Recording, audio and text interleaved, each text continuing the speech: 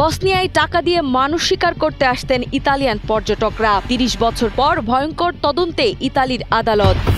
ফুকুশিমার পানি ও রাজনীতিতে উত্তাল চীন জাপান বাণিজ্য সম্পর্ক। তাইওয়ান ইস্যুতে জাপানি মাছ আমদানিতে নিষেধাজ্ঞা দিল ক্ষুব্ধ চীন। টোকিওর বারে পেশিবহুল নারীরা খালি হাতে পিষছেন ফল। জিরো ফিগার নয়, জাপানে এখন ট্রেন্ড নারীদের পেশিবহুল শরীর। বসনিয়া যুদ্ধের এক অকল্পনীয় ও রোমহর্ষক অধ্যায় এবার সামনে এসেছে। ৯০-এর দশকে বসনিয়ায় টাকার বিনিময়ে মানুষ শিকার করতে আসত ধনী বিদেশিরা। দীর্ঘ ৩ দশক পর এই ভয়ঙ্কর অভিযোগের তদন্ত শুরু করেছে ইতালির মিলান আদালত। অভিযোগ উঠেছে ইতালি সহ পশ্চিমা বিশ্বের বিত্তশালীরা বিপুল অর্থ খরচ করে বসনিয়ার পাহাড়ে আসত শুধুমাত্র স্নাইপার রাইফেল দিয়ে সাধারণ নাগরিকদের গুলি করে মারার উল্লাস উপভোগ করতে। সম্প্রতি ইতালীয় সাংবাদিক এজিও গাভাজ্জেনি স্লোভেনিয়ার পরিচালক মিরান জুপানিকের তৈরি তথ্যচিত্র সারায়েভো সাফারি দেখে মিলানের আদালতে একটি অভিযোগ দায়ের করেন। সেই অভিযোগের ভিত্তিতেই নড়ে চড়ে বসেছে ইতালির বিচার বিভাগ। যদিও এখন পর্যন্ত নির্দিষ্ট কোনো আসামির নাম প্রকাশ করা হয়নি, তবুও এই তদন্ত নিহতের স্বজনদের মনে নতুন করে বিচারের আশা জাগিয়েছে। বসনিয়া সেনাবাহিনীর সাবেক গোয়েন্দা কর্মকর্তা এদিন সুবাচিস এই ঘটনার অন্যতম সাক্ষী। তিনি জানান, ১৯৯৩ সালে এক সার্বিয়ান সৈন্য ধরা পড়ার পর জেরার মুখে এই ভয়ঙ্কর তথ্য ফাঁস করে। ওই সৈন্য জানিয়েছিল বাসে করে সার্বিয়া হয়ে ইতালিয়ান পর্যটকরা সারায়েভোতে আসত। এরা কোনো ভাড়াটে সৈনিক ছিল না, বরং এরা ছিল মানুষ মারার নেশায় মত্ত ধনী সিভিলিয়ান। তাদের সঙ্গে থাকত অত্যন্ত দামি ও অত্যাধুনিক সব শিকারী বা হান্টিং গিয়ার। তখনই বিষয়টি ইতালীয় গোয়েন্দা সংস্থাকে জানানো হয়েছিল, কিন্তু সে সময় এর কোনো সুরাহা হয়নি। তথ্যচিত্রের পরিচালক মিরান জুপানিক জানান, জন জর্ডান নামে এক সাবেক মার্কিন সেনা ২০০৭ সালে হেইগের আদালতে এমন ট্যুরিস্ট শুটার বা পর্যটক খুনিদের কথা উল্লেখ করেছিলেন। জর্ডান জানিয়েছিলেন, লেবাননের বৈরুতেও তিনি এমন ঘটনা দেখেছিলেন। তার ভাষ্যমতে, আগুনের মধ্যে ফায়ার ফাইটার হিসেবে কাজ করার সময় তিনি দেখেন দামি পোশাক পরা বিদেশিরা স্নাইপার পজিশনে আছে এবং গুলি ছুড়ছে। সারায়েভোর সাবেক মেয়র বেঞ্জামিনা কারিচ ২০২২ সালে এই বিষয়ে আইনি পদক্ষেপ নেওয়ার উদ্যোগ নিয়েছিলেন। তিনি বলেন, ইতালির সাংবাদিক যখন তার সাথে যোগাযোগ করে মিলানে মামলা করার কথা বলেন, তখন তিনি সব ধরনের সহায়তা করেছেন এবং তিনি আশা করেন মিলানের এই তদন্ত বসনিয়ার প্রসিকিউটর অফিসকেও নতুন করে কাজ করতে সাহায্য করবে এবং ৩০ বছর পর হলেও দোষীরা চিহ্নিত হবে। এই ঘটনার ঐতিহাসিক প্রেক্ষাপট অত্যন্ত করুণ। ১৯৯২ থেকে ১৯৯৫ সাল পর্যন্ত বসনিয়া হার্জেগোভিনা যখন যুগোস্লাভিয়া থেকে স্বাধীনতা ঘোষণা করে, তখন সার্ব বাহিনী সারায়েভো শহর অবরুদ্ধ করে রাখে। পাহাড়ের ওপর থেকে বৃষ্টির মতো গোলাবর্ষণ আর স্নাইপারের গুলিতে প্রায় ১১,০০০ সাধারণ মানুষ নিহত হয়, যার মধ্যে ছিল অসংখ্য শিশু। যুদ্ধাপরাধের জন্য রাদোভান কারাদোচিস এবং রাতকো স্লদিসের মতো নেতাদের যাবজ্জীবন কারাদণ্ড হলেও টাকার বিনিময়ে মানুষ মারতে আসা এসব শৌখিন খুনিরা এতদিন ধরাছোঁয়ার বাইরে ছিল। মিলানের আদালতের এই তদন্ত হয়তো সেই অন্ধকার অধ্যায়ের মুখোশ উন্মোচন করতে যাচ্ছে। তাইওয়ান নিয়ে একটি মন্তব্য করেছিলেন জাপানের প্রধানমন্ত্রী, আর তারই জের ধরে জাপানের মাছ কেনা বন্ধ করে দিয়েছে চীন। এশিয়া মহাদেশের দুই বৃহৎ অর্থনীতি চীন ও জাপানের মধ্যে কূটনৈতিক সম্পর্ক ক্রমেই খারাপের দিকে যাচ্ছে।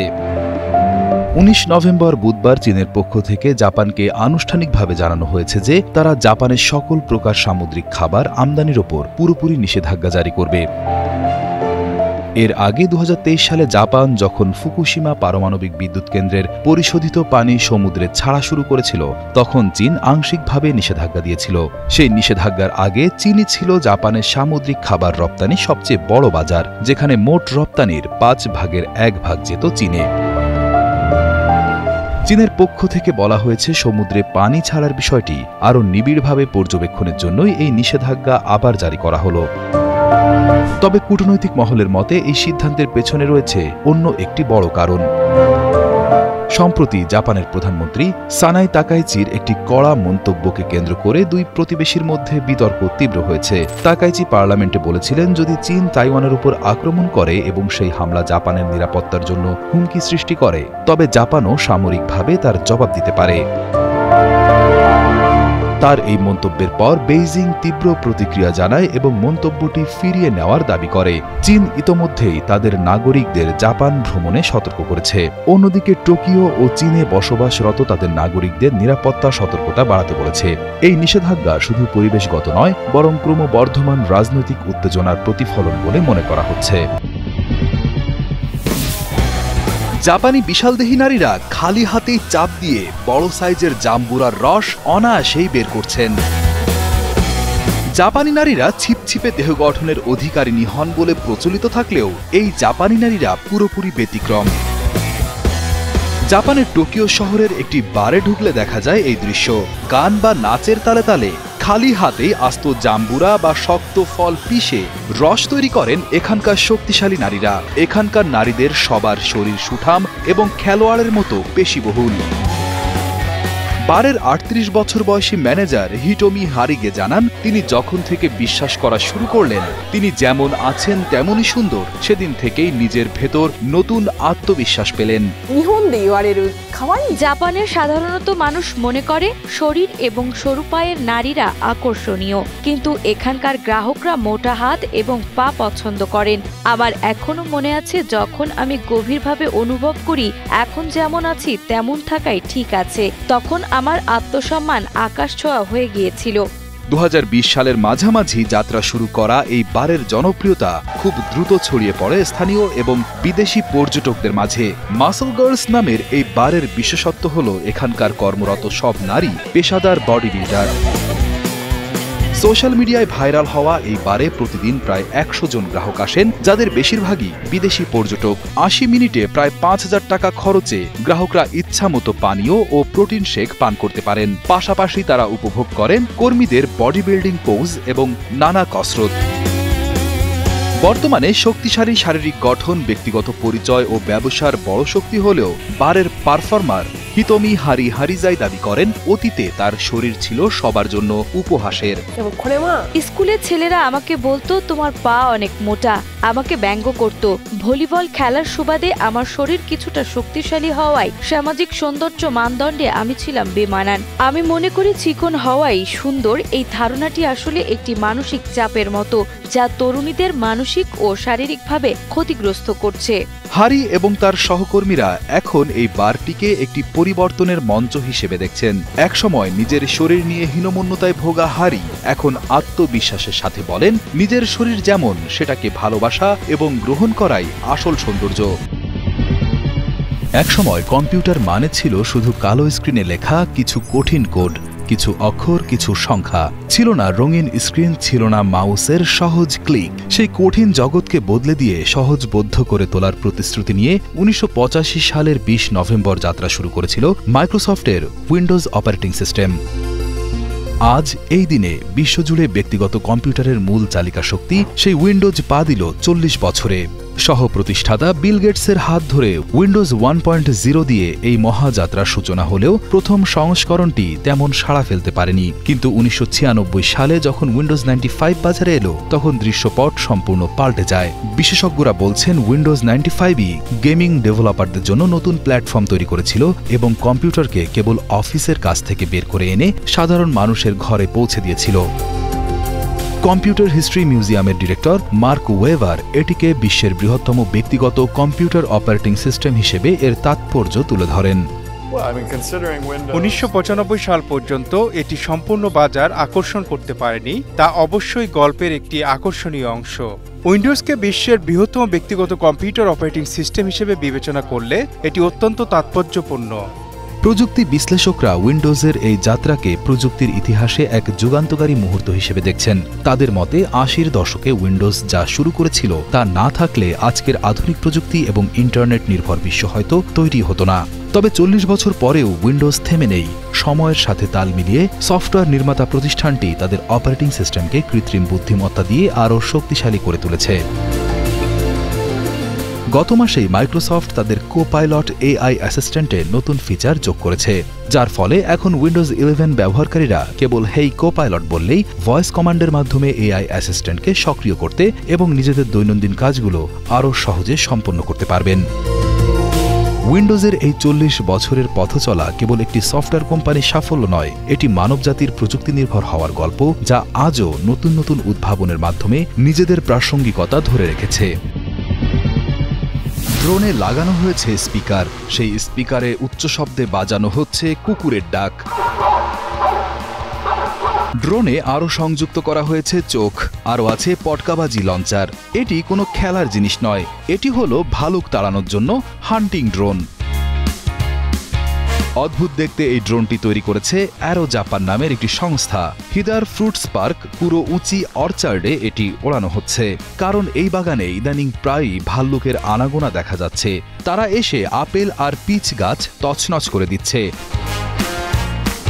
ড্রোনটি উড়তে উড়তে বিশাল মাইকে জোরে জোরে কুকুরের ডাকার আওয়াজ ছাড়তে শুরু করে এবং ভালুকদের আরও ভয় দেখানোর জন্য পটকাও ছুঁড়ে মারে এটি।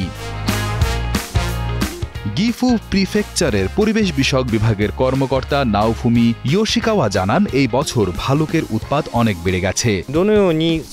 গত বছরের তুলনায় এবছর শরৎকালে হিদা শহরে ভাল্লুক দেখার ঘটনা প্রায় 8 গুণ বেড়ে গেছে। তাই এই ড্রোনটি ব্যবহার করা হয়েছে খুব দ্রুত ভাল্লুক তাড়ানোর জন্য। জাপানে ভালুকের আক্রমণের ঘটনা বেড়ে যাওয়ায় পরিস্থিতি বেশ গুরুতর। পাবলিক ব্রডকাস্টার NHK-র তথ্য অনুযায়ী গত এপ্রিল মাস থেকে শুরু করে এবছর পর্যন্ত রেকর্ড 220 জন মানুষ ভালুকের আক্রমণে আহত হয়েছেন। এদের মধ্যে 13 জন মারা গেছেন, যার মধ্যে গত মাসেই মারা গেছেন 7 জন। কারণ এই সময়ে ভালুকেরা শীত নিদ্রার আগে প্রচুর খাবার খোঁজে। এশিয়াটিক ব্ল্যাক বেয়ার বা এশীয় কালো ভালুক বিশ্বজুড়ে বিপন্ন প্রজাতির তালিকায় থাকলেও জাপানে এদের সংখ্যা 2012 সাল থেকে প্রায় 3 গুণ বেড়েছে। এর কারণ হল শিকার কমে যাওয়া। বিশেষজ্ঞরা বলছেন, জলবায়ু পরিবর্তনের কারণে ভালুকের প্রাকৃতিক খাবার যেমন আখরোট এবং বিচ নাটসের ফলন কমে গেছে। অন্যদিকে গ্রামের লোকসংখ্যা কমে যাওয়া এবং পরিত্যক্ত খামার বাড়ি বেড়ে যাওয়ায় ভালুকেরা মানুষের কাছাকাছি খাবারের খোঁজে আসতে সাহস পাচ্ছে।